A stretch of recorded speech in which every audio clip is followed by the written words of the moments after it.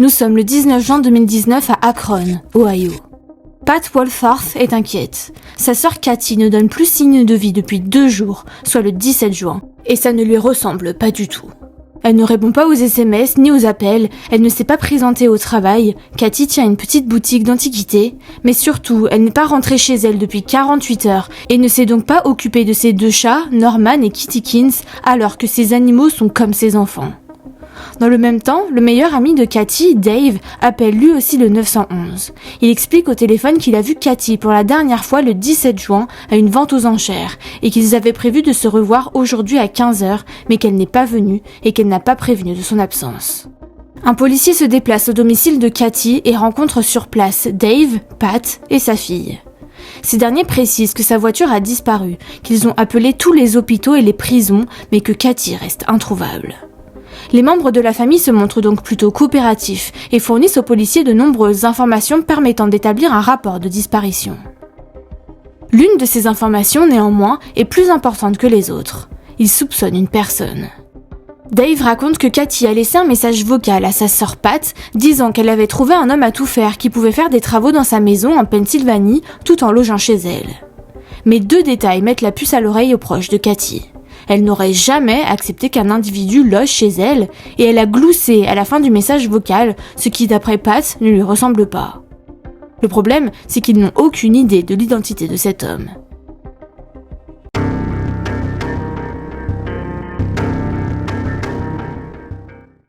Les recherches pour retrouver Kathy semblent compliquées, il n'y a aucune piste sérieuse à creuser. Toutefois, l'enquête va bientôt faire un bond en avant, et ce grâce à un employé consciencieux du nom de Craig, travaillant dans un garde-meubles situé à Tallmadge, non loin d'Akron. Il raconte qu'il connaît Kathy et son ami Dave car ils louent tous les deux un garde-meubles et qu'il sait par Dave que Kathy a disparu, car ce dernier est venu lui demander s'il avait vu l'antiquaire depuis les dernières 48 heures car personne n'avait de ses nouvelles. Alors Craig a décidé de regarder les images de vidéosurveillance et il a fait une découverte déconcertante. D'après lui, un homme a été filmé en train d'entrer dans le garde-meuble de Kathy, ce qui est curieux car d'après Craig, je cite, « À ma connaissance, cet individu n'a aucune permission, aucune raison, aucune autorité pour entrer dans le local de Kathy. » Évidemment, la police part enquêter sur ce garde-meuble, qui est probablement le dernier endroit où elle a été aperçue. Lorsque les policiers visionnent les images de vidéosurveillance, ce qu'ils voient les terrifie.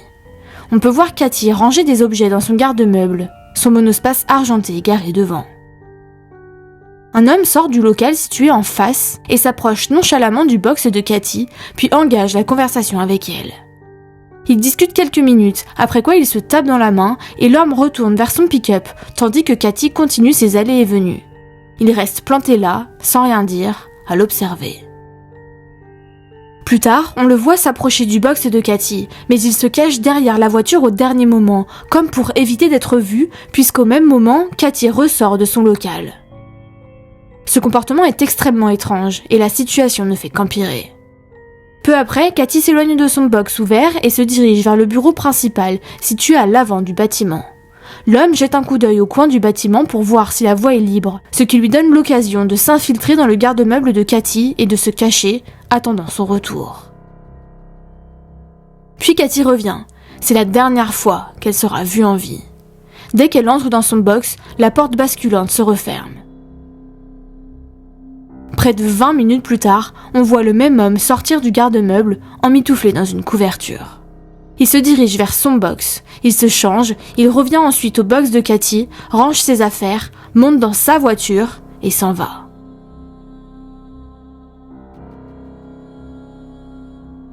Kathy ne quittera jamais son garde-meuble.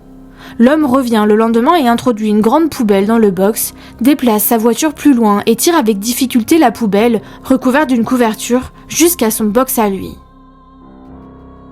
Je suis sûre que nous avons tous deviné ce qu'elle contient.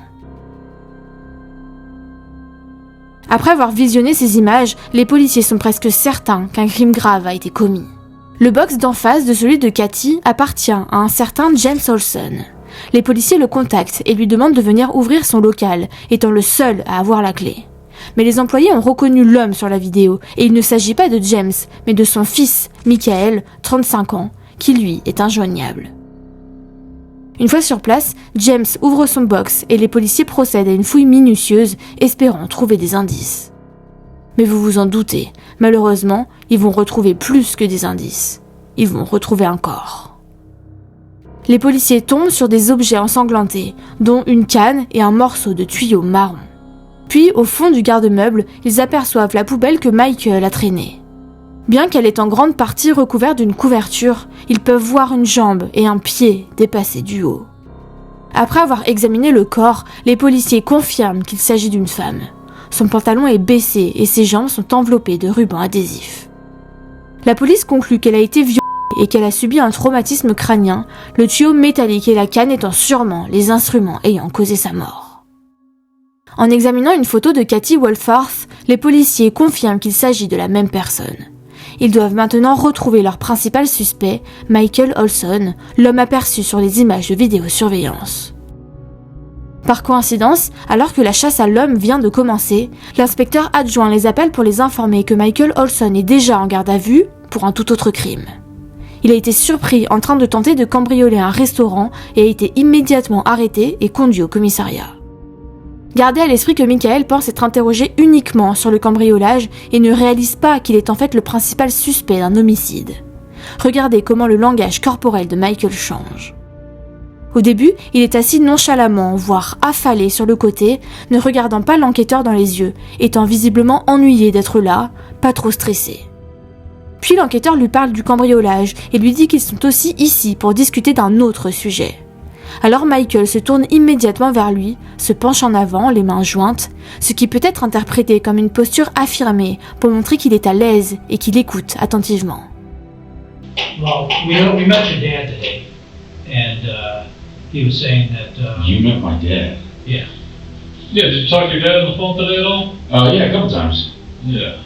Les enquêteurs lui apprennent qu'ils ont rencontré son père, et cela semble étonner Michael, puisqu'il dit qu'il l'a eu au téléphone plusieurs fois au cours de la journée, sous-entendu que son père ne lui en a pas parlé. So your storage unit up there, up on North Hill. Yeah.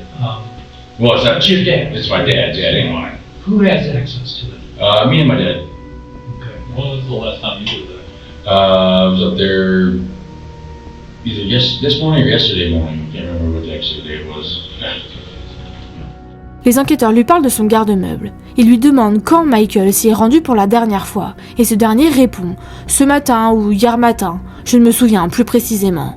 Ce qui est ridicule, s'il y est allé le matin même, il s'en souviendrait, donc il ment. De plus, on sent qu'il devient tendu. Michael ne sait pas précisément quelles informations pourraient l'incriminer, et c'est peut-être la raison pour laquelle ses réponses sont vagues. L'inspecteur lui montre alors une photo de Kathy pour voir si elle suscite en lui une quelconque émotion. She look familiar? Yeah, that's Dave and Kathleen? Katie? That's the same name, right? Yeah, I think so. Yeah. Who is she? She has a storage unit up there, I think, with her, I thought it was her husband, Dave, or something like that. I met him before. Which unit? I don't know what the letter is, I have no idea. Next to you, across from you? Across from me, in the middle building. Okay. Yeah. Michael fait comme s'il ne la connaissait pas plus que ça. Il explique qu'elle détient le box situé en face du sien. Mais regardez comme il joue avec le bouchon de sa bouteille d'eau. Il est stressé, ça se sent. Puis l'enquêteur lui apprend qu'ils ont visionné les enregistrements de vidéosurveillance. Okay. What about Monday? I don't think I was up there Monday. I really don't. I don't think I was up there Monday. Well, like I told you, there's video. Yeah. And we watched video. Yeah. And No, you watched the video. I thought somebody told us you were dating her. No? Dude, no, look at her. No, I mean, God doesn't make junk, but no, I wasn't dating her. Are you kidding A little me? bit out of your age range. Yes. You never had any sexual relations with her? No, absolutely not. Oh my gosh, why am I even being asked this? Ensuite, ils émettent l'hypothèse que lui et Kathy étaient en couple pour voir sa réaction, puisqu'on sait que Kathy a été agressée sexuellement. Mais Michael est outré par cette hypothèse. Il dit en gros qu'elle ne l'attire pas et qu'elle est bien trop vieille pour lui. well, Mike, their video shows that you were talking to her Monday. So, well, yeah, I told you my days were all like, And both of your storage units were open. You were going in and out. yeah. Were you I thought that was- in her unit? Was I in her unit? No, just right outside the door. I mean, I might have ventured in there to look at a couple stuff when she was right there, so yeah. Okay, have you ever been in her unit? Not before that, no. Okay, but Monday, you did not go in the unit, Oh. or just, Tony, I mean, I really don't know. I was standing there, I was talking to her, she cleaned out my, what do you call it, shop vac. And I just am bad on the timeline of the dates, I really don't know, so. But I never was actually like, I mean, maybe right beside the door, but all the way in the back, no, I've never been there. You can't even, there's a freaking wall of stuff you can't get through there. Puis le détective lui dit clairement qu'ils l'ont vu entrer dans le box de Cathy. Mais Michael continue de se défendre en racontant que oui, il était peut-être devant, mais qu'il n'est jamais rentré dedans. So, would her DNA be in your storage unit? No, not at all. À la question « Est-ce que l'ADN de Cathy pourrait se trouver dans votre box ?», il répond non, absolument pas. Michael ne sait visiblement pas que les policiers ont déjà fouillé son garde-meuble et retrouvé le corps de Cathy. Again, there's video, and this was Monday, it shows you moving her van. No. Yeah. No, I wasn't doing it. Yeah, I mean, video doesn't lie. Can you explain that?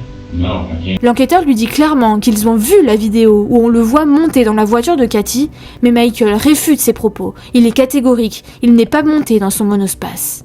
Il décide de rester dans le déni jusqu'au bout. Les policiers continuent de le pousser, et finalement, acculé, il commence à admettre son implication. Something bad happened to Katie, you know it. You know what happened. Yeah. So stupid. I mean, you can't feel good holding this in. No, not really.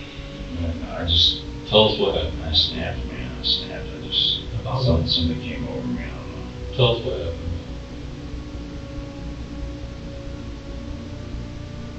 I mean, I think you know what happened. I think you're just getting me wanting to say it. That's why I told you this is your narrative. This is your chance to say for your story.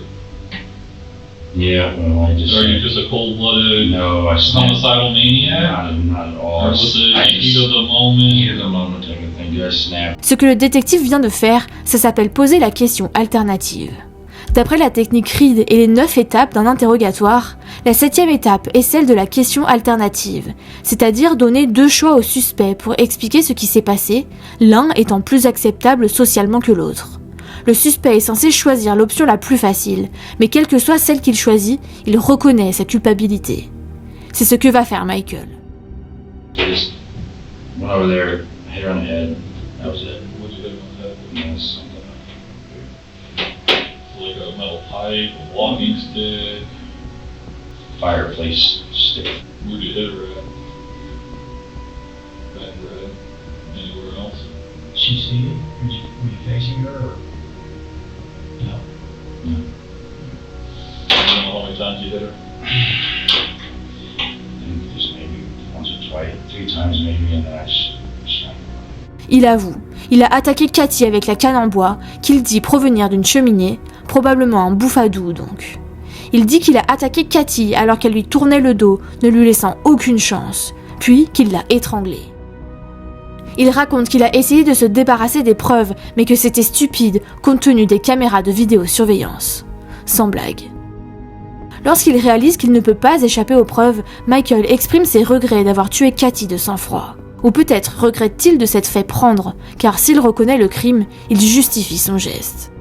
It was dumb. I shouldn't have never done it. Obviously, I'm going to jail for the rest of my life, but it snapped, man. I've been so emotionally and verbally abused. You have no idea. I got a mother that, you know, staying with at 35 years old. You have no idea what that makes. Il explique que ce qu'il a fait était stupide et qu'il a juste vrillé. Qu'il a subi des violences psychologiques et émotionnelles toute sa vie, qu'il vit encore chez sa mère à 35 ans. Il leur dit « Vous n'avez aucune idée de ce que j'ai vécu ».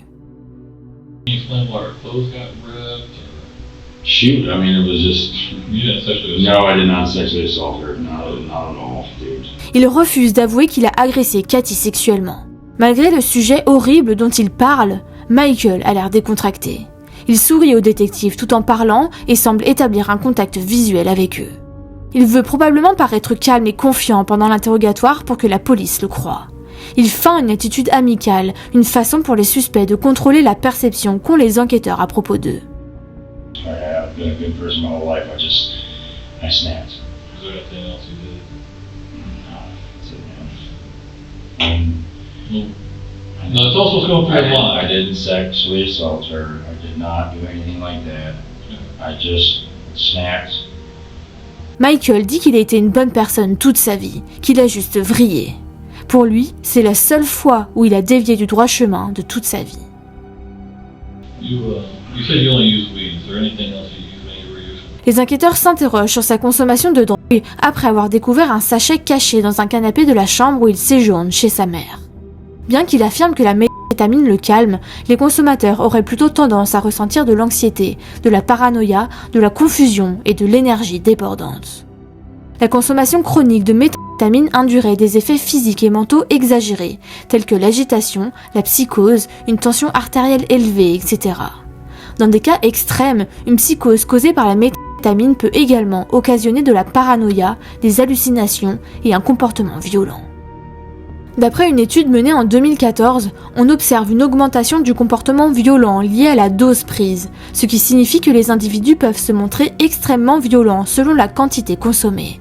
Cette violence liée à la dose peut survenir même en l'absence de symptômes psychotiques. C'est d'ailleurs finalement cette excuse que Michael utilisera pour expliquer son geste. Ce n'était pas lui, c'était la drogue. Il affirme que Cathy aurait mentionné son ex au détour d'une conversation et que cela l'aurait mis dans une rage inconsidérée, car cet ex aurait abusé de lui psychologiquement. Alors, il s'en est pris à Cathy. Il a vrillé, dit-il. À la fin de son interrogatoire, il regarde la caméra et dit « Papa, maman, si vous regardez ces images, je suis désolé, j'ai juste vrillé. » Mom, Dad, if you watch this, I love you, I'm sorry. I just snapped.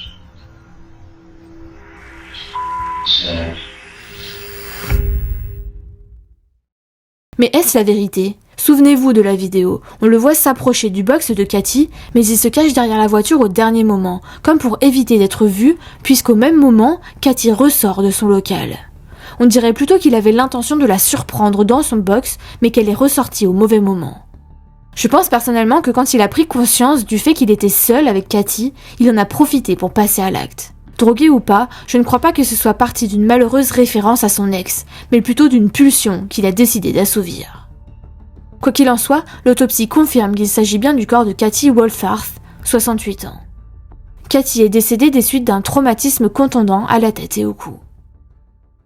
Mary Kay, dite Cathy, est née à Pittsburgh, en Pennsylvanie, le 14 novembre 1950, de feu Philip et Dorothy Wolfharth. Ses parents étaient boulangers et elle a grandi dans une famille aimante et accueillante. Elle était la troisième de sa fratrie. Il y avait aussi Harry, l'aîné, Suzanne et enfin Pat, la petite dernière.